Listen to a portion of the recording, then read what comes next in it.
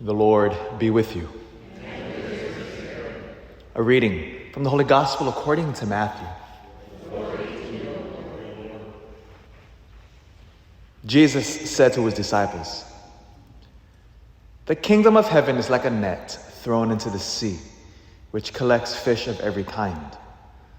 When it is full, they haul it ashore and sit down to put what is good into buckets. What is bad, they throw away. Thus will it be at the end of the age. The angels will go out and separate the wicked from the righteous and throw them into the fiery furnace, where there will be wailing and grinding of teeth. Do you understand all these things?" They answered, "Yes." And he replied, "Then every scribe who has been instructed in the kingdom of heaven is like the head of a household, who brings from his storeroom both the new and the old." When Jesus finished these parables, he went away from there. The Gospel of the Lord.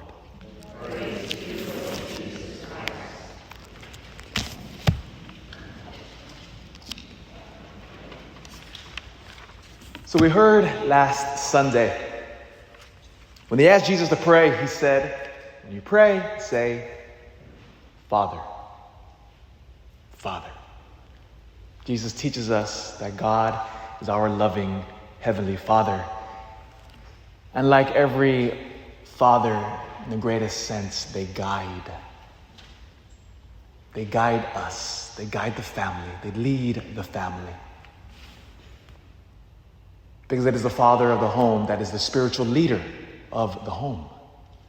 And we see this beautifully today as in all these many readings from the book of Exodus.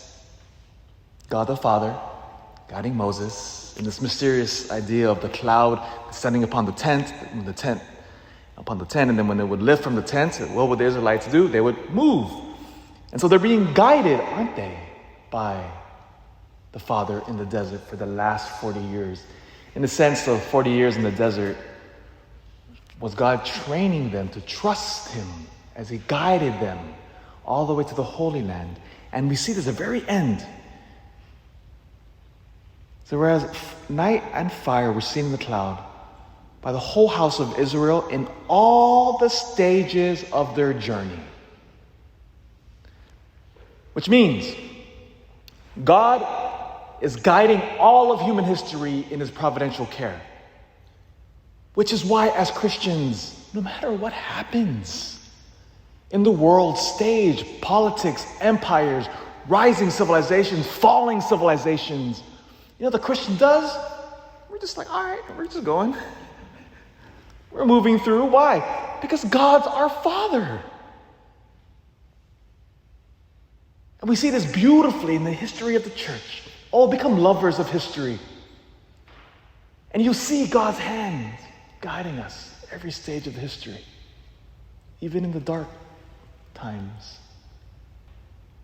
Today we celebrate St. Ignatius, the founder of the mighty Jesuit order, the biggest religious order in the church. He raised up St. Ignatius at a very pivotal moment in history. Converted to his faith in the early 15th century. And remember what was going on in that time period.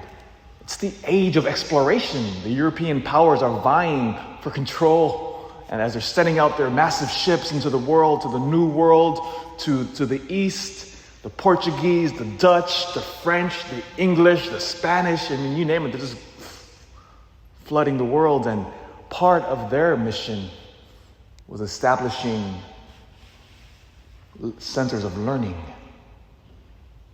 That's why for the Jesuit order, academics is absolutely important. The formation of a Jesuit priest, they're one of the longest in the entire church. It takes 10 to 12 years to become a Jesuit priest. They focus on the life of the mind, and you see this beautifully.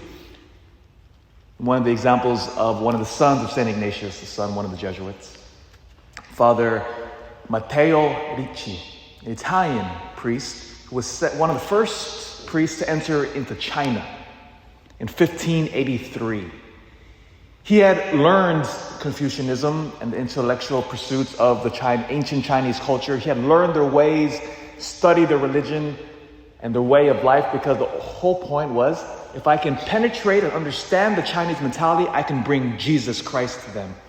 So successful was Father Mateo that he actually became a close confidant to the Chinese emperor. The Chinese emperor was a hair's length of converting to Catholicism. And if you converted the Chinese emperor, you converted the entire nation of China.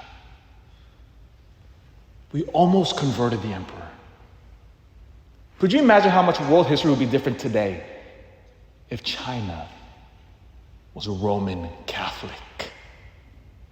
1.4 billion people.